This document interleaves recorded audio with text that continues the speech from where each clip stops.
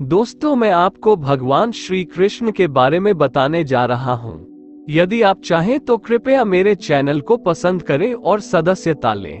देवकी और वासुदेव कंस के तौर तरीकों से बेहद कुंठित हो गए थे। पूरे राज्य में प्रजा भी उससे बेहद डरी हुई थी। धीरे धीरे दूसरे लोग भी कुंठित होने लगे और महल के अंदर ही फूट और अनबन होने लगी। जब 7वां बच्चा आया तब वासुदेव ने कुछ जुगाड़ करके उसे एक मरे हुए नवजात बालक से बदल दिया और अपने बच्चे को वहां से बाहर निकालने में सफल रहे। वे बोले, यह बच्चा मरा हुआ पैदा हुआ है, बताइए हम क्या करें, क्योंकि यह पहले से ही मरा हुआ है, इसीलिए आपको इसे मारने का सौभाग्य नहीं मिलेगा। इस तरह वासुदेव और देवकी के 7वें बच्चे को यमुना पार पहुंचा दिया गया। यमुना नदी के एक ओर मथुरा और दूसरी ओर गोकुल है। इस बच्चे को वासुदेव की दूसरी पत्नी रोहिणी के पास गोकुल पहुंचा दिया गया। उस वक्त अधिकतर विवाह राजनीतिक संधि के तौर पर होते थे। उस वक्त जो राजा होता था वह जहाँ भी राजनीतिक सैनिक संबंध और शांति लाना चाहता था वहाँ की कन्या से विवाह कर लेता था। दरअसल राजा को पता होता था कि क्योंकि दूसरे दल ने उसे अपनी कन्या दे दी है, इसलिए वह उस पर हमला तो कर नहीं सकता। यह वह वक्त था जब राजा एक के बाद एक कितने ही विवाह करते रहते थे। यह कूटनीति का हिस्सा होता था। खैर, वासुदेव और देवकी की जिस 7वीं संतान को रोहिणी के पास पहुंचाया गया था उसका नाम बलराम रखा गया। बड़े होकर बलराम बहुत बलशाली हुए। उनके बल और वीरता की कई कहानियां मशहूर हुई। उधर वासुदेव और देवकी की 8वीं संतान आने से पहले कंस बहुत घबरा गया। वासुदेव और देवकी को नजरबंद करके रखा गया था, लेकिन बाद में वासुदेव को जंजीरों में बांध दिया गया और देवकी को एक कारागार में डाल दिया गया। भाद्र कृष्ण अष्टमी को आधी रात को देवकी के यहाँ 8वीं संतान ने जन्म लिया। उस वक्त बादल गरज रहे थे और तेज बारिश हो रही थी। कुछ होने के डर से कंस ने किसी को भी कारागार में जाने की अनुमति नहीं दी थी। उसने पूतना नाम की अपनी एक भरोसेमंद राक्षसी को दाई के तौर पर देवकी पर नजर रखने को कहा था।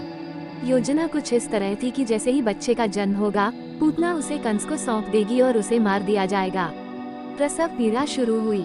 दर्द होता और कम हो जाता, फिर होता और फिर कम हो जाता। पूतना प्रतीक्षा करती रही पर कुछ नहीं हुआ। तभी वह अपने घर गई।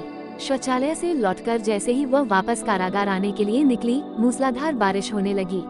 सड़कों पर पानी भर गया और इस स्थिति में पूतना वापस कारागार नहीं पहुंच सकी।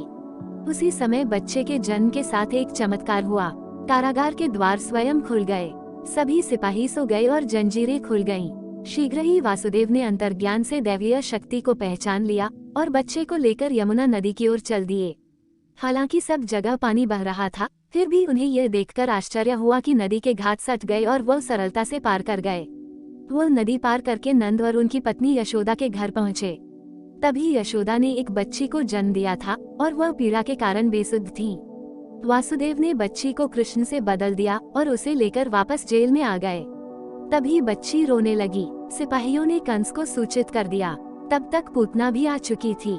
कंस ने जब लड़की को देखा तो उसे लगा कि कुछ गलत हुआ है, इसलिए उसने पूतना से पूछा, क्या तू बच्ची के जन्म के समय वहीं थी? पूतना डर गई और बोली, मैंने अपनी आंखों से देखा है, यह देवकी की ही बच्ची है। देवकी और वासुदेव कहने लगे, यह बच्ची तुम्हें नहीं मार सकती।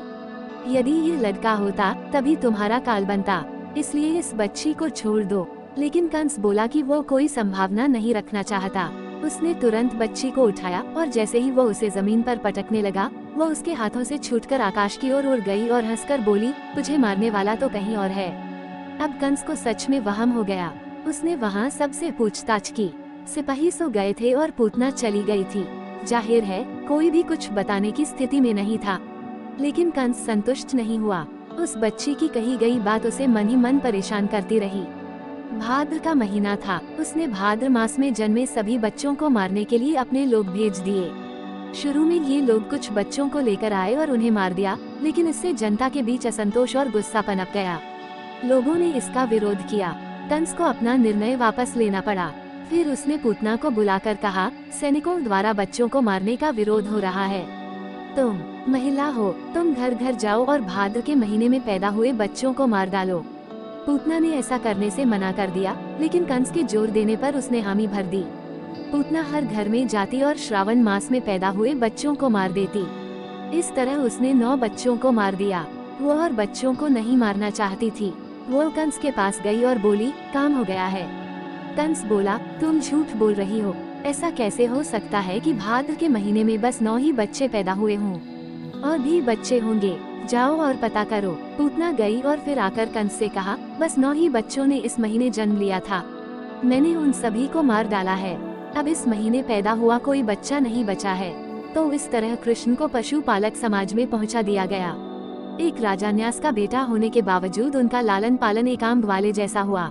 दोस्तों, अगर आपको वीडियो पसंद आया हो तो कृपया मेरे चैनल को लाइक और सब्सक्राइब करें ताकि मैं नियमित रूप से आपके लिए इस प्रकार की कहानी लाता रहूं। धन्यवाद।